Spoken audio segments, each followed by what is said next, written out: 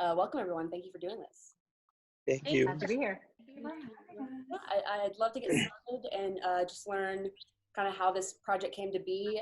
Jacqueline, if you'd mind telling us a little background on why you decided to make this project. Sure thing. So I'm actually the child of Cuban immigrants. My parents were born in Cuba, and I was actually raised in New Jersey. And I really I love the shows like Girls, Sex and the City, like coming of age comedies featuring women. And I can never relate to the main characters because the parents weren't harassing them, like immigrant kids. So I would be watching like Carrie with Mr. Big, like making out, and I'm like, why isn't like her mom calling her and asking her like, is she coming home this weekend? Like, what's she up to? Is she safe in New York City? So that was really the genesis of this project, and it's really like a love letter to the first generation kids in this country. Yeah, and a lot of the time, almost everyone here, I think too, everyone they're the child of immigrants. As well as the cast, yeah. Oh, that's awesome. Everyone's bringing a little, personal experience to their role in the project. Definitely. Well, I have to ask too, Jacqueline, have your parents seen the project? They saw the trailer. My mom saw it, and she laughed hysterically. And they're just very excited. And again, it's loosely based on, them and my upbringing. But they're super excited. That's awesome.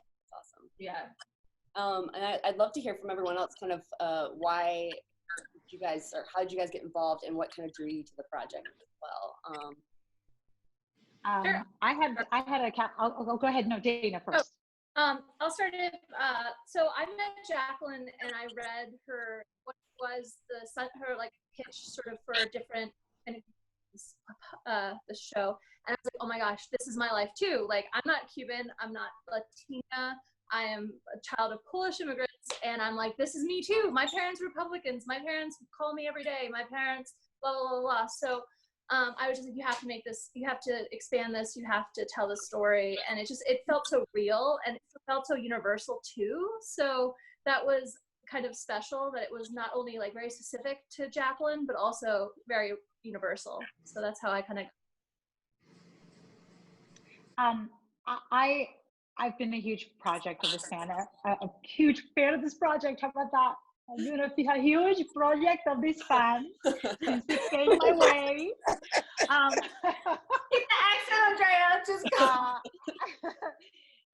It was an amazing thing. I relate to Dana, to see somebody who is writing really from an experience that I think all first generation kids stateside have this feeling of one foot in one culture and one foot in the old school. And you sort of live this bilingual, bicultural life, feeling like you can slip into each of the worlds a little bit like a shapeshifter, but then trying to figure out what your place in the world is. And I think it's a really exciting time right now that pieces for Latinos are being written by Latinx writers.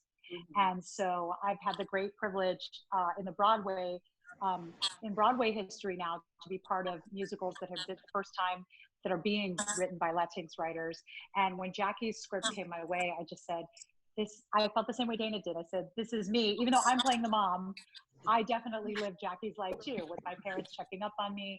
Certainly also as a fan of these shows like Sex and the City, where are these parents? If you grow up with immigrant parents, they're very much involved in your life and concerned for your safety. And I just thought it was so refreshing and so honest. And just a side that's not necessarily portrayed in mainstream media yet, but I'm so excited that Jackie's the one to tell the story because she has such a funny way of doing it. I myself got lucky enough. I met Jackie a while back, and she told me she wanted to work together. And then when I read this, I was born in Cuba. I migrated to Miami when I was 11. So I grew up there until I was 30. So and I myself, I keep it real Cuban and love everything Cuban. So I still have my coffee, my cafecito in the morning before I go to work out here in Maua, bring my Cuban flavor wherever I go. And I'm just very glad to be a part of this project. And what Andrea said, there's a lot of honesty and a lot of unveiling behind the scenes how Cubans really are, and we're not afraid to say what we think, definitely, and that's really cool. So I'm a big fan of Jacqueline in general. I met her, years back, and the first thing she ever said to me was, there should be more work written by women. There should be more work written by women of color as well. And so I've always been a fan of her work. And what I loved so much about this project specifically is, as an Arab American actress, there's always roles that come my way that are stereotypical in nature in what an Arab is allowed to be. And I love, love, love that Jacqueline allowed this Arab in this project to just be an American who happens to be a Muslim Arab and goes to the gym and has guy problems and has roommate problems. So it allowed me to really express what I would love in a role, which is to just be an American like everyone else. It's so inclusive, and that's what I love about her work. Definitely. And Jacqueline, could you talk a little bit about actually filming the project, and how long did it take? Where did you film? We shot it over 6 days, and we shot it in Brooklyn and Manhattan, and then also in New Jersey. Okay. Yeah, at a family member's house, and it was very. Dana can speak on this too because she's the executive producer. Very low budget, no frills, and it was really indie, and everyone just pulling in their weight, and we had such a blast. It was so much work, but we had such a blast together, and it was, can I just say, with Mommy and Papi, these two, I could barely get through a scene with the both of them. I wasted so much time because they were so funny and they were so honest and they were so hilarious, and I'm just we had such a great time, for sure. Yeah, it was just so efficient. Like, Jacqueline knew what she wanted, knew what she needed, like prepared really well, and like it didn't feel like a low budget thing. It was ultra budget. I prefer the term homespun. It was very homespun. It was so homespun, and it was like we filmed at my Cuban family's house, so it was just like being with my family. It was so great. The authentic aspect of it, like when you typically see some guy playing a Cuban in most mainstream shows, they really, you get some other guy doing, I don't know, things that don't concur. So I feel like, this is very authentic. Yes, and Sandor is really and truly the real deal, as far as not only as a Cuban American, but as just an actor. And it was just so fun to splash around in the sandbox with him. He's just such an incredible dynamic force on the set, and it was just sort of fun to play like racquetball out there with him, and just never knew what he was going to come up with. And yeah, sure, baby, so much fun. The best, Andrea is the best. They are. They're the best. And we didn't know each other before this, so this was very quickly. We dove in together, but it was really easy from the very beginning. Instant chemistry. Yes, super funny across the board. Happy laughing out loud. Even I'm not a child of immigrant parents, but I could even see just certain dynamics that I could relate to myself. And I also sent the trailer to my parents because I was like, oh my God, yes! And they knew exactly. They were like, "You think this is us?" And I said, "In some ways, yes, it definitely is." Maybe a little bit. Yeah, everyone really brought, and what I love is, and I feel like everyone feels this too when they watch it, everyone really brought their heart to the project. And like I said, it was just like, it was so honest, and everyone that was a part of it wanted to be a part of it and wanted to be there, and it was just all around one of the most fulfilling and greatest experiences of like my professional and personal life. And to work with, like, these are amazing people, so it was just inside and out, so it was just a really wonderful experience. So awesome. Well, personally, I just you bring this energy and you bring this passion that is very hard not to jump on board and just roll with it.